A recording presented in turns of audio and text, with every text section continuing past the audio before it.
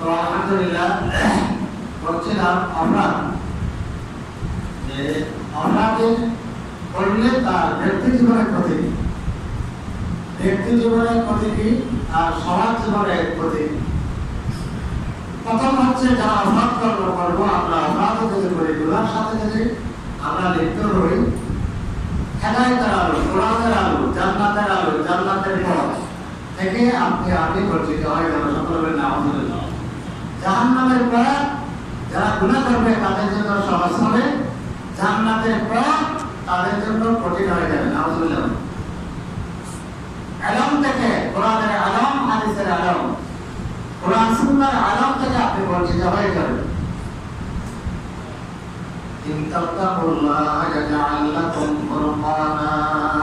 আল্লাহ বলেন তোমরা যদি আমি আল্লাহকে ভয় করে গুনাহ থেকে বাঁচো, তখনই আমি তোমাকে সত্য মিথ্যা, ন্যায় অন্যায়, হালাল হারাম, জান্নাত দুজক এগুলো বুঝার মতো তোমাকে জ্ঞান দান করবো। আর যদি এটা না করে তুমি অপরাধ কর্ম করো, তাহলে এই জ্ঞান থেকে আমি তোমাকে বঞ্চিত করে দেবো। নাউজুবিল্লাহ।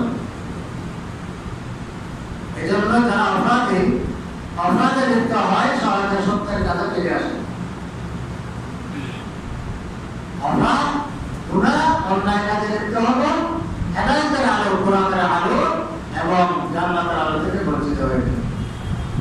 ومن يرد الله أن يهديه يشرح صدره للإسلام ومن يرد أن يضله يجعل صدره ضيقا حرجا كأنما يصعد في السماء। আল্লাহ বলেন আমি যাকে হেদায়েত দিতে চাই তাকে আমি কোরআন বুঝার জন্য, হাদিস বুঝার জন্য, ইসলাম বুঝার জন্য, জান্নাতের পথ, মসজিদের পথ, মাদ্রাসার পথ, হেদায়েতের পথ আমি তাকে বুঝার জন্য তার অন্তরকে করে দিই। সকলে আলহামদুলিল্লাহ।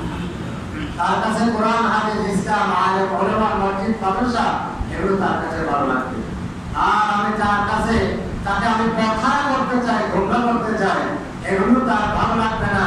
তার কাছে মদের আসল, সুদের আসল, ঘুষের আসল, ধরনের পথ এটা তার কাছে ভালো লাগবে। জান্নাতের পথ, মসজিদের পথ তার কাছে একটা কলকাতা কিংবা পাওয়া যাবে। আলহামদুলিল্লাহ। এজন্য কারোর জন্য আযান দিলে মসজিদে চলে না আসাটাই কষ্টকর, আর কারোর জন্য মসজিদ ডাকলে আযান দেওয়াটা তার জন্য কষ্টকর। কারণ যে তার জন্য একটা কষ্টকর হয়ে যায়।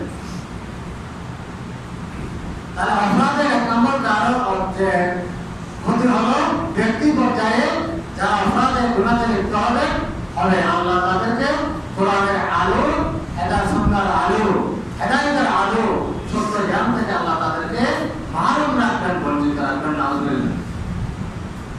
দুই নম্বর ক্ষতি ব্যক্তি পর্যায়ে, দুই নম্বর ক্ষতি হচ্ছে এদেরকে এই সমস্ত লোকেরা যারা ইয়ে করবে তাদের রিজিকের মধ্যে বরকত হবে না। যারা করবেন জুলুম, অত্যাচার, নির্যাতন, ঘুষ, এই সমস্ত কাজে যারা লিপ্ত থাকবে তাদের রিজিকের মধ্যে বরকত হবে না। নাউজুবিল্লাহ। এতটা হালাল হবে না বলে বড় ওষুধ ধরে, বড় ওষুধ ধরে, নিজের ওষুধ ধরে, এতটা হালাল হবে হরবিল্লাহ। رسول الله صلى الله عليه وسلم إن العبد لا يحرم الرزق بالذنب يصيب